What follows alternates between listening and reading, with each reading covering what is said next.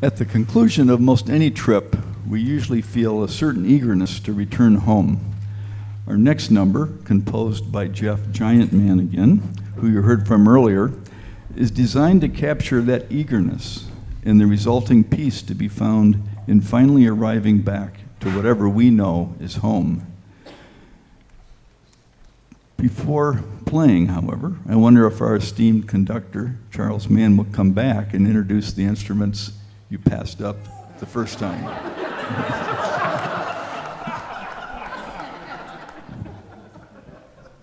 I was trying to concentrate on the instruments that people, Don, yeah, that's what he said. All right, over here on your right, we have the Go From Me, Come To Me's. Show them how that works. Go from me, come to me.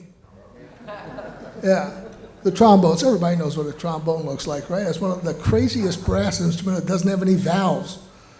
Whoever invented the trombone, well, actually, it was originally called the Sackbut, and the slide didn't move hardly well at all, but it was the original brass instrument, as a matter of fact.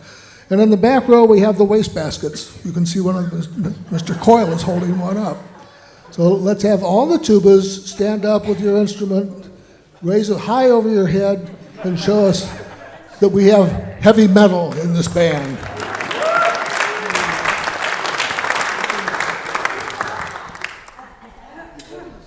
Now, I did mention the percussion earlier in passing, and that's all they get. Oh, jeez. All right, well, they have a point here. There is a difference.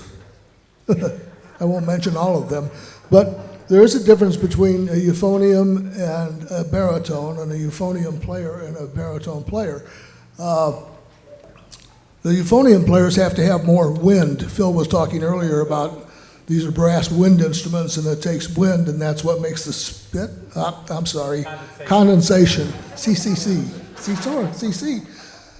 Yeah, so they have a larger bore, but they're the same length of tubing as a baritone. They're the same pitch, but they have also have a slight bigger mouthpiece. And then the baritone horn is a more common band instrument, and that looks very similar to a euphonium. I mean, you wouldn't be able to tell the difference if you didn't measure the bore. So, speaking of bore, is this enough?